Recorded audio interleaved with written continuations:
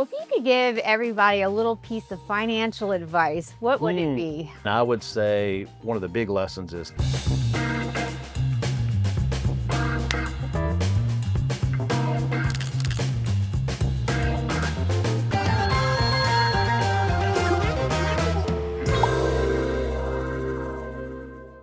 Hey everyone, welcome back to our November edition of Wake Up with NFP.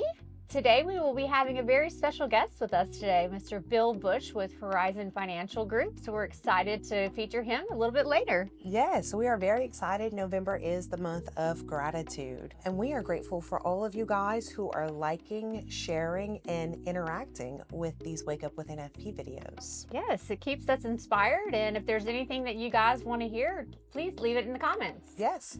What are you most excited about for Thanksgiving? The food, of Yes. course. And of course, you know, having a few days off for the holidays with the family. The kids will be out of school, so that'll be nice as well. What about you? My husband's going to be at work. Okay, I that's just great. spent the weekend with my sisters, so me and my kids are going to spend Thanksgiving Day on the couch, and then we've got some Black Friday shopping. All right. That sounds like my kind of day. Yes. Hey everyone, I'm joined here today with a special guest. We have Bill Bush with Horizon Financial Group. hello there. Thank you so much for joining us, Oh, Bill. glad to be here. Yeah. Why don't you tell everybody a little bit about yourself and a little bit more about Horizon Financial? Oh, that's great. So Bill Bush with Horizon Financial. I'm an advisor, a financial advisor, but I also do kind of our media managing. So some of that is marketing initiatives. We do some podcasts ourselves. You get to do all the fun stuff. That's right. I work with two of my brothers, brother Andy and Pete. Pete kind of founded the organization. He's been an advisor for 34 years. Andy about 25 or so. So about 10 years ago, they asked me, hey, you want to be a part of this? And at that time, I was in healthcare in the middle part of the state, running a couple post-acute care hospitals. But the idea of moving back to Baton Rouge, working with my brothers, seemed to be pretty compelling. So at age 50, I changed careers and joined their outfit. Yeah, and I think you're a nice addition. We love our team over there at Horizon Financial. The Absolutely. brothers are a lot of fun. Yeah, it is. Yeah. And you know, we as a Horizon Financial Group, we service, you know, individual clients, Okay. a lot of business owners, successful professionals, but we also have a retirement plans division, and that includes 95 some odd plans, about 7,500 employees, so a lot of service in that as well. Okay. Well, y'all do service quite a bit. Yes, indeed. Yeah. So tell me, what's your favorite part about being a financial advisor? I think it's just meeting the people and figuring out how we can get them to their goals, make them a real thing. You know, people envision and have an idea of what maybe retirement or success looks like financially. So how do we get them from where they are now to where they want to go? That's a great challenge, and just meeting different people along the way. Right. Yeah. Well, let's switch gears a little bit and talk a little bit more about employer-sponsored Oh, plans. sure. Yeah. Yeah. So tell us a little bit more about y'all's portfolio and how y'all manage that and what people should be doing. Yeah, so I mentioned, you know, 95 company retirement plans, and those range from small plans with just a few people, participants, all the way up to many hundreds of participants. And so we're really heavy on the service side, and we kind of consider ourselves to have two clients. Really, it's the plan sponsor Okay. who has this great fiduciary duty of sponsoring a plan, but it's also those many employees who are trying to figure out, you know, how can I put dollars away now to where it's very meaningful for my future. Yeah. So what are some challenges that you run into? Well, I think, you know, when it comes to the employer, on the employer side, are we pushing the right levers in the plan design to make it an attractive benefit for the employees? There are a lot of little things and options you can pull within a retirement plan to attract the right folks.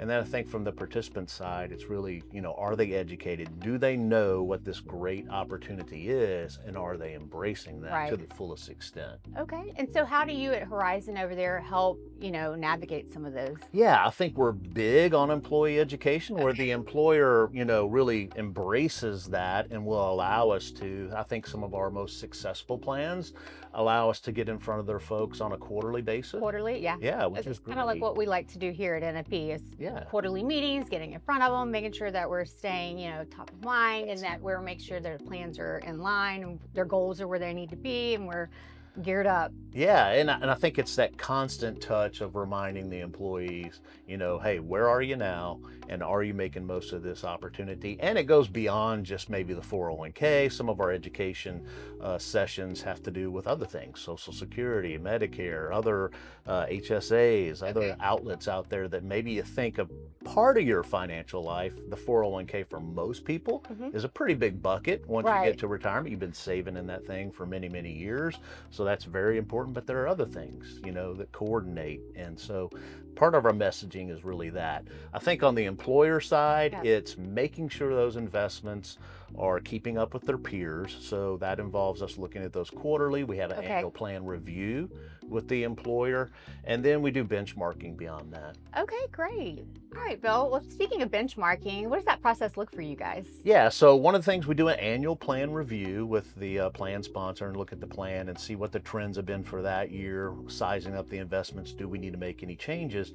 I think, every few years, depending on the growth of the plan, you really want to make sure that plan is being competitive on the fee side. Okay. So we consistently... That's something to watch out for? Absolutely. As assets grow, typically the fees should shrink, And so we do RFPs where we're comparing the current record keeper to what else is out there in the marketplace, and to make sure that that's competitive. Sometimes that involves a change, sometimes it doesn't, but it is part of that fiduciary duty for the plan sponsor to say, do I know, have I looked, and are the costs reasonable for what we're offering? Yeah, okay. I love that. That's a great service that you guys offer, and I love that you're present and that you're in front of your clients and, staying in front. That way the employees do have the education that they need. I think that's very important. Yeah, and I think, on plan sponsors that we're not the advisor on, we can do kind of a look through, a benchmarking on those plans and say, hey, what you have now, does it size up to what's going on in the marketplace?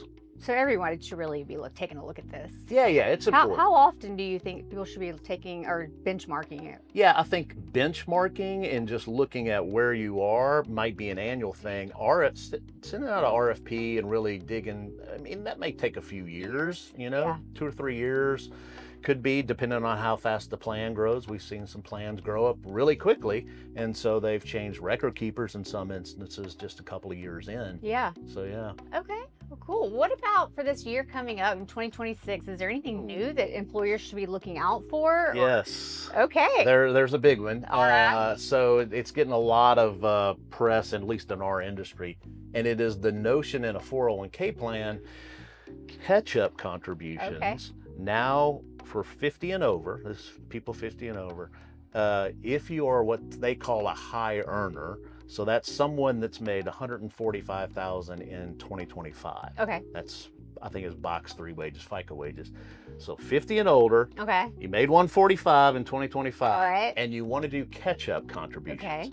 Those catch-up contributions must be Roth. Okay. So in the past, that could be pre-tax, of course, or whatever. But now going forward, as long as you meet those 3 criteria, you're 50 plus, 145, and you want to do catch-up, catch-ups have to be Roth. Okay. So that one's trippy because the final rule really just came out in September. Oh, wow. And it was supposed to be implemented a couple years ago, and now it's going to happen. So I think plan sponsors got to get in front of that for sure. Yeah. Well, thank you for letting us know what's to be coming down the pike here shortly. We'll be the new year before we know it. Yeah, for sure. So that's one of those things people should be looking out for. Okay. Thanks, Phil. Well, if you could give everybody a little piece of financial advice, what would it be? Wow. I know it's a very broad question. Yeah, so we just did an education session for a group and a lot of young workers in there, and the participation in the plan wasn't so great. And I would say one of the big lessons is time is your ally. If you're a young worker and you can put away just a little bit, those are the dollars, those early dollars really compound greatly over Start time. early. And I think the other thing is savings rates matter. Okay. You know, whether it's household savings or what you're putting away in a 401k plan, they've seen it. Studies have shown it doesn't really matter necessarily what investment option you're in or what the employer match is. It's how much are you putting in. Okay. And that's kind of the if it's to be, it's up to me. Okay. Which is that. which is the way, 401k plans, it's defined contribution. Yeah. People putting dollars away.